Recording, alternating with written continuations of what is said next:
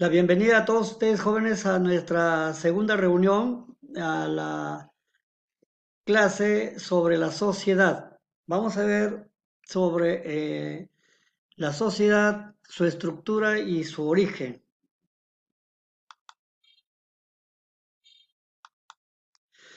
Acá tenemos que es la sociedad. No es fácil dar una definición de manera de repente apresurada, de manera repentina. Por eso es que acá tenemos a esta imagen meditabunda, ¿no? Entonces, pero ordenemos las ideas y vamos a tratar de definir qué cosa es la sociedad. ¿Qué es la sociedad? Jóvenes, ustedes por experiencia, por formación, conocen, saben que el hombre es un ser social por naturaleza.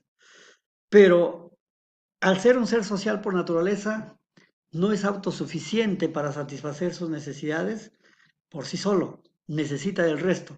Por lo tanto, requiere de la participación del resto de hombres con la finalidad de lograr su existencia y la sobrevivencia. Es decir, está inmerso en un conglomerado de hombres desde que nace hasta que muere.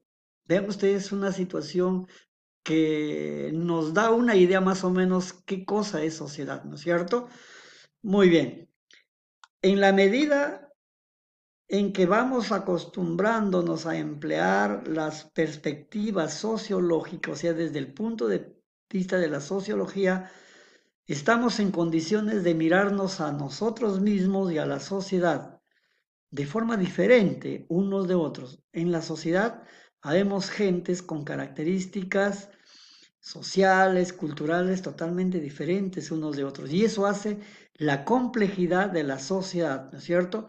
Por lo que resulta difícil dar una definición exacta de sociedad. Vamos a encontrar en los textos, en la bibliografía, distintas formas como se define a la sociedad, pero que de alguna manera tiene una connotación realista, objetiva, científica, si se quiere, qué cosa es la sociedad. Acá más precisamos con mayor claridad. La sociedad es un conglomerado de hombres que interactúan en un espacio determinado con la finalidad de satisfacer las necesidades de unos y de otros, constituyendo al mismo tiempo una unidad demográfica, por supuesto un conglomerado de seres humanos. Es decir, puede considerarse como una población total. A la sociedad, una de conglomerado demográfico y una población total. Para Joseph Fischer, la sociedad está constituida por grandes grupos humanos que se diferencian entre sí por su función social. Es decir, en la sociedad, decía, encontramos estamentos, encontramos grupos sociales, encontramos clases sociales y que cada uno de ellos realiza una función social. Realizamos roles sociales. Por ejemplo, en el caso mío, soy un maestro y habremos muchos maestros en el país. Ustedes, estudiantes, encontramos médicos, enfermeras, ingenieros. Vean ustedes, y que cada uno realiza una función social en la sociedad con el propósito de satisfacer las necesidades propias y la de los semejantes, ¿no es cierto? Podríamos decir que la sociedad es un conjunto de seres humanos unidos por vínculos de interacción para compartir una cultura, una moral, un aspecto material, un aspecto espiritual. Y culturalmente deberíamos perdón, determinando de esta manera un principio de identidad y pertenencia. Vean ustedes, nosotros compartimos ciertos valores morales, materiales, por lo tanto, al mismo tiempo vamos consolidando ¿qué cosa? Un principio de identidad y pertenencia. Por ejemplo, unos dicen, yo soy lambayecano, yo soy chiclayano, yo soy de José Leonardo Ortiz, yo soy del Perú. Sentimos cierto apego, a eso se llama sentimiento de pertenencia e identidad. Luego vamos a ver, jóvenes, la estructura de la sociedad. Acá tenemos, vean, la estructura de la sociedad. Cuando hablamos de la estructura de la sociedad, permítame primero hacer una comparación con la estructura humana. Por eso Spencer dice, la sociedad es un organismo. La estructura humana está compuesta por varias partes, órganos, aparatos sistemas, etcétera, etcétera. De la misma forma, jóvenes, la sociedad está constituida por dos elementos sustantivos que se conoce como superestructura, acá la superestructura, que esta superestructura,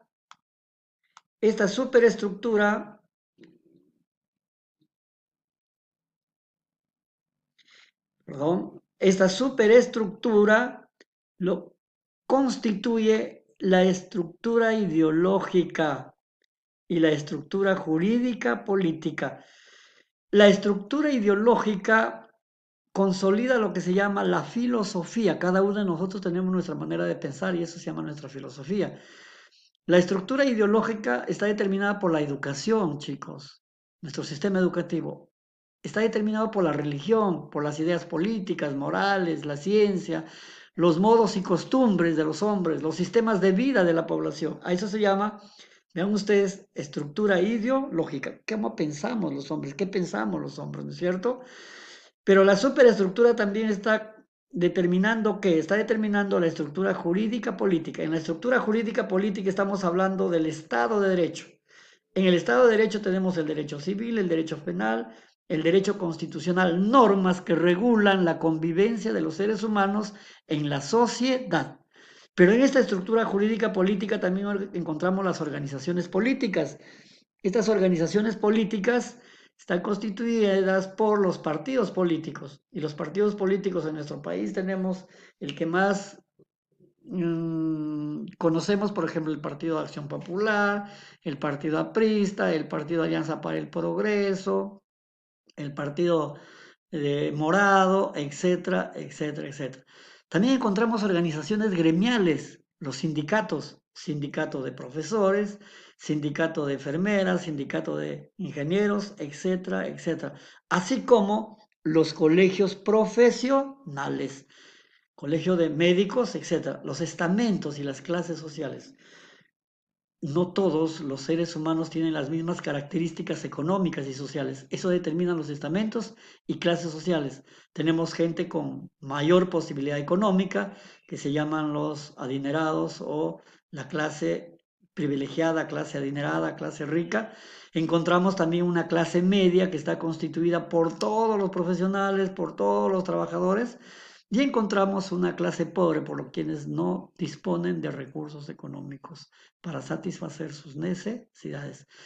En esta estructura jurídica política también encontramos las distintas formas de gobierno. Gobierno democrático, gobierno aristocrático, monarquías absolutas, monarquías constitucionales, que ya no la tenemos, pero sí se ha dado porque estamos hablando de la sociedad. Eso sí se ha dado en la sociedad. Y la otra parte de la estructura de la sociedad es la infraestructura. En la infraestructura comprende al modo de producción y a las fuerzas de producción. El modo de producción abarca los medios de trabajo. En los medios de trabajo tenemos la tierra, las carreteras, los canales de regadío, edificios, etcétera, etcétera, etcétera. Efectivamente, aquí trabajamos, acá producimos los bienes de subsistencia. A través de esto transportamos los medios de subsistencia para los pueblos, ¿no es cierto? También encontramos en este modo de producción a los objetos de trabajo, la materia bruta, la materia prima y la materia semi-elaborada. Un ejemplo, materia bruta, por ejemplo, el árbol en el bosque. Materia prima, el árbol ya talado en secciones, en trozos. Y materia semi-elaborada en la carpintería, lista, orientada para un determinado objetivo, para un determinado mueble. Muy bien. En esta infraestructura también está comprendida la fuerza de producción. Relaciones sociales de producción y relaciones técnicas de producción comprende a las fuerzas de producción. En las relaciones sociales de producción tenemos trabajadores directos, que son los obreros, los que manipulan directamente los instrumentos y medios de producción para producir los bienes y servicios. Y los trabajadores indirectos, quienes diseñan políticas de producción. Gerentes, propietarios de las empresas, la secretaria, los contadores, etcétera, etcétera, etcétera. Estas relaciones sociales de producción configuran ¿qué? Configuran tipos de sociedades. Sociedades con clases cuando la propiedad, la el sistema de producción es de carácter privado y sociedades sin clases cuando los medios e instrumentos de producción son de carácter colectivo. Me recuerdo acá, por ejemplo, en el imperio de los incas la agricultura era comunitaria, el ayllu, en el ayllu se desarrollaba, y la chaquitaglia no era de uno, sino era de todo el ayllu, ¿no es cierto? Y no se hablaba en singular, decía, esto es nuestro, no decían, esto es mío, para la chaquitaglia.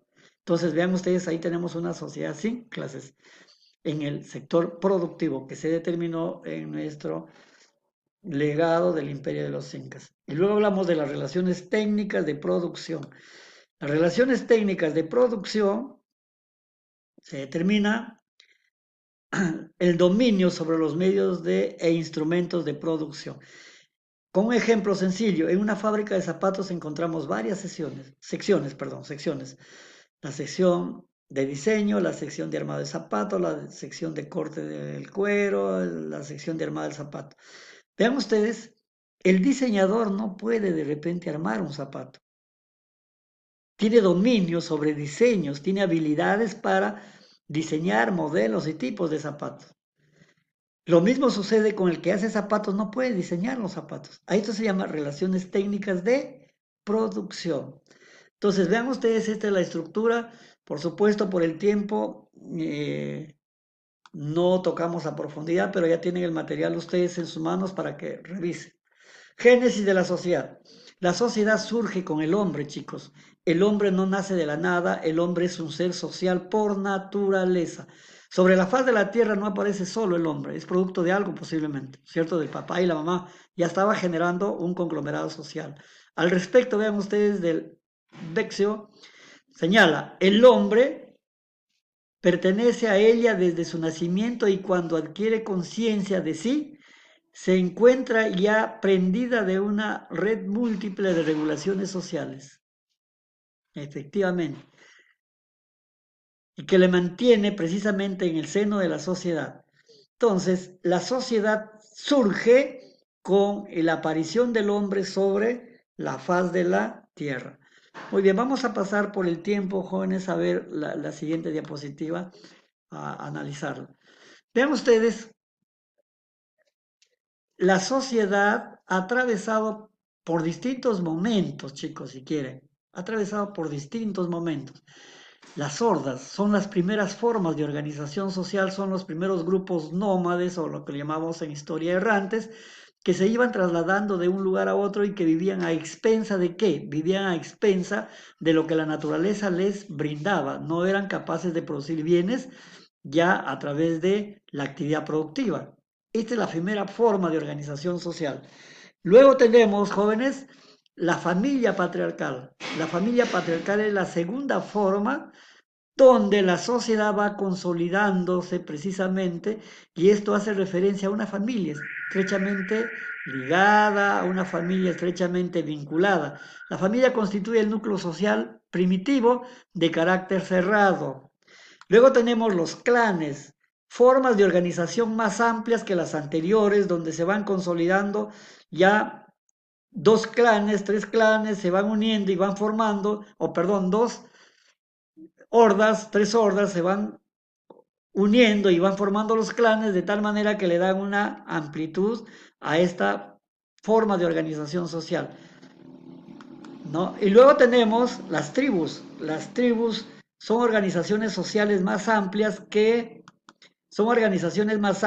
han facilitado la consolidación y el origen de la sociedad.